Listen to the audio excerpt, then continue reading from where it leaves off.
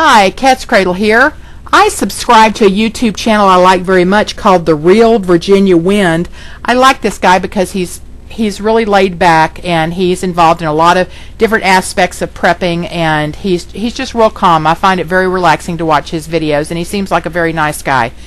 He posted a video the other day entitled "Vote on GMO Labeling," and he was posing a question which I think he already knew the answer to.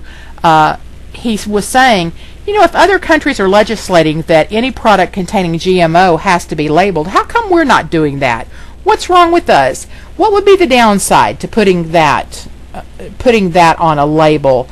And I left a comment for him on his channel that said, let me see if I can find it here. I said, go look up and see how much Monsanto contributed to both your congressman's and senator's last campaign, and you'll have your answer.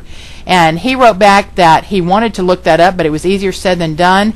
He didn't find what I was referring him to, but he did find one of the too big to fail banks was a primary contributor.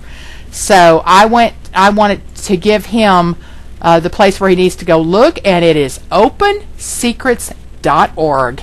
And you can find your congressmen and senators listed there and how much they have taken from Monsanto this year. There's a little button where you can click and see last term how much they took and the term before that, and it goes back several years.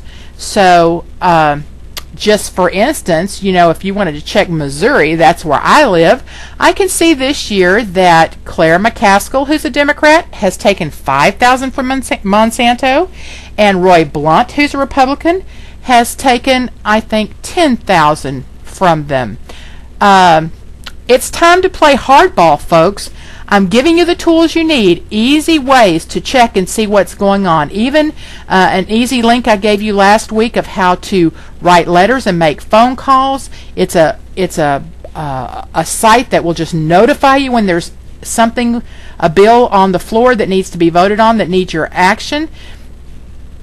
We've got to get serious and say to these folks, if you don't try to protect the small farmer, if you don't try to protect us from pesticides and chemicals, if you don't label GMO, you are not going to have a job next term. When are you going to get in the game? Now's the time, folks. I hope you do. Check out The Real Virginia Wind in the process. katzcradul.